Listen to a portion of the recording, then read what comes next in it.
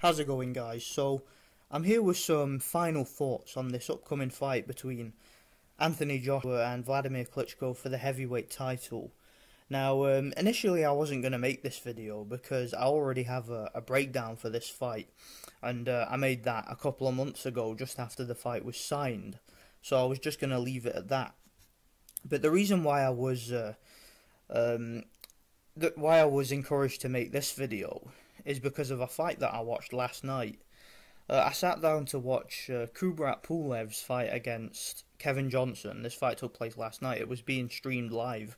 And as I was watching that fight, I was kind of having flashbacks to one of Anthony Joshua's earlier fights when Anthony Joshua fought Kevin Johnson. Now, what was interesting about it is that Kevin Johnson, he's one of these guys who is pretty much universally understood as a guy who you don't stop. You know, he's a very, very tough, very durable and very defensive survivor and spoiler in the ring. He's a guy who, you know, if you have a prospect that's on their way up and you want them to get several rounds in, you know, you want to see how they do in the later rounds and whatnot, Kevin Johnson is the kind of guy you'd put them in with, because the likelihood is that they're not going to be able to stop him, because he's just one of these guys who doesn't get stopped.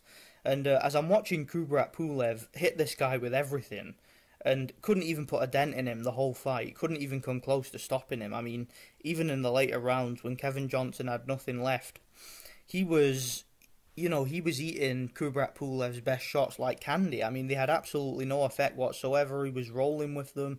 He was taking them consecutively, and they just had no damage whatsoever. And it reminded me back to some of the other fights I've watched of Kevin Johnson, like when he fought Vitaly Klitschko, for example, when he fought Tyson Fury. I saw those fights as well live. And yeah, Kevin Johnson, the guy has a serious chin and serious defensive survival capabilities. But he fought Anthony Joshua early in Anthony Joshua's career, when Anthony Joshua was still considered a prospect. And I would encourage you guys to go and watch that fight. Go and watch Anthony Joshua versus Kevin Johnson. I think it's still on YouTube. I've seen it a couple of times. And guys, Kevin Johnson, despite his durability, despite his defensive, you know, spoiling style, despite his chin, despite all that, he barely made it out of one round with Anthony Joshua. Anthony Joshua had him on the canvas, hurt badly a couple of times in the first round. He got up close, he imposed his size on Kevin Johnson, he shortened his punches inside, he broke through Kevin Johnson's defense, and he took the man's soul, man. I mean, he just got in there, and just no matter what Kevin Johnson tried to do, you know, he tried to hold, he tried to spoil, he tried to push him away, he tried to do that thing he does where he's laying on the ropes and rolling with shots. It didn't work. Anthony Joshua is a juggernaut in the ring, guys. I mean, the guy is... his offense is some of the best offense in boxing. I mean, his punching power, the way he puts his punches together, his punch technique. Guys, he's the real deal, okay? And the reason why I say this is because going into this fight with Wladimir Klitschko, you know, there's been a bit of concern from Joshua's supporters that this may be too early for him. You know, a lot of people are claiming, you know, like in Precise Presenters video, for example, he spoke about this too, how a lot of Joshua's fans and a lot of people are, you know, kind of worried for him because it's a little bit early in his career to be taking a step up like this. But I don't think so, because like I said, he went in there against Kevin Johnson, a guy with tons of experience, a guy with tons of durability, and he did to him what no one else has even been able to come close to doing. So guys, Anthony Joshua, he is the real deal. Okay, that's the first thing I wanted to mention in making this video, is that, you know, do not doubt the guy's offensive capabilities. Okay, he's an absolute offensive juggernaut in the ring. And another thing I wanted to point out too was, if you look at Deontay Wilder's match against Eric Molina, and let's not forget, okay, Deontay Wilder is very experienced at this point. He's had, I think, what was Eric Molina? Was it Deontay Wilder's 36th or 37th fight, something like that? I don't know. It was one of his. It was the mid-30s anyway. You know, Deontay Wilder was very, very experienced at that point, and he had a lot of problems. He got hurt a couple of times. He was buzzed. You know, he almost got dropped, in fact. and it took him 9 rounds to get rid of Eric Molina. Well, Anthony Joshua, facing the same Eric Molina, was able to blow him away in 3 rounds and never even looked to have any trouble. I mean, I was watching that fight, Joshua and Molina, and I got the feeling that Joshua was kind of playing with him a little bit. I got the feeling that Joshua, had he wanted to, he could have got Molina out of there in a couple of rounds, but I felt he was just taking his time and looking to get the rounds in, and even then he still managed to smash the guy in 3. I mean, it was just Anthony Joshua, guys. He has some of the best offense, some of the best punch technique I have ever seen in the heavyweight division, man. I mean, he just, I know that it's quite early to say. I know that a lot of people, obviously, like I said, are saying that it's too early for him. I don't think so, okay?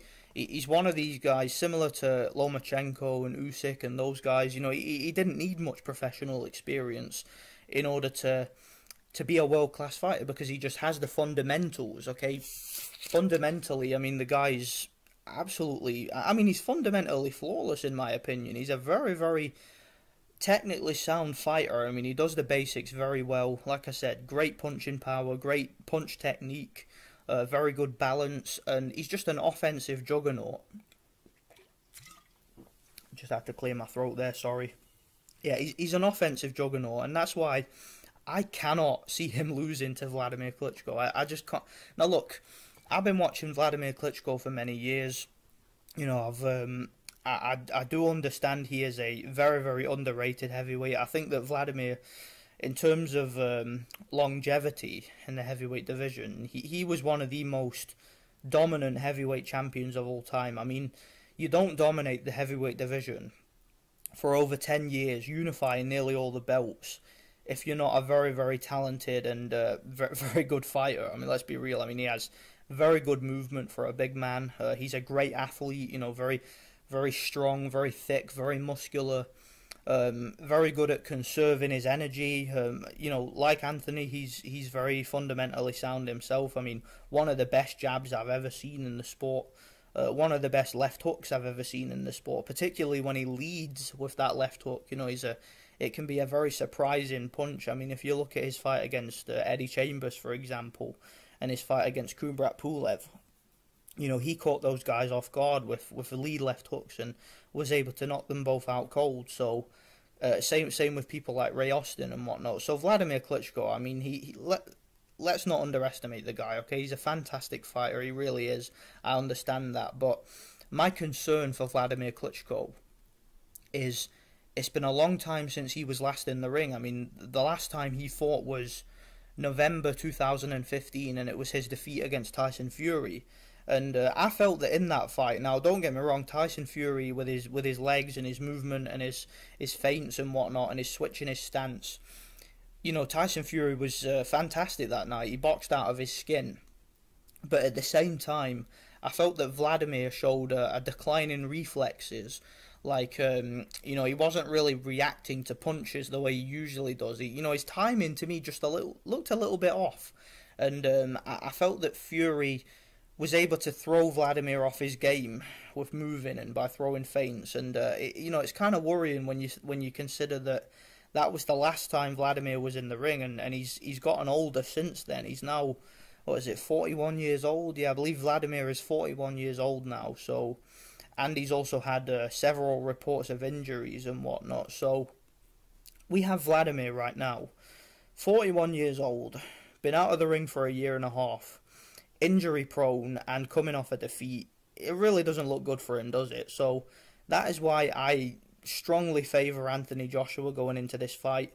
The experience, in my opinion, is not going to be an issue because, like I said, Anthony Joshua, fundamentally, he's flawless. You know, he already has enough experience to deliver the right kind of offense. So, and I think that's what it's going to take here. You know, I don't really see Joshua employing the same tactics that Tyson Fury employed, because obviously Joshua is a very, very different style of fighter to Fury. You know, Fury is a guy who does everything on the back foot and relies on his movement and his legs and his unorthodox style, whereas Anthony Joshua is a very conventional fighter who relies on punch technique, balance, and devastating knockout power. And I think that Anthony Joshua, don't get me wrong, he will move at times and he will box and he will try and get his jab going, but I think that the key to him getting a more impressive victory, I think, is to try and make a statement and come forward and try and break Wladimir down, because I think Anthony Joshua, since he has a weight advantage here, I think he's about 10 pounds heavier than Klitschko. He's obviously been packing on a lot of muscle.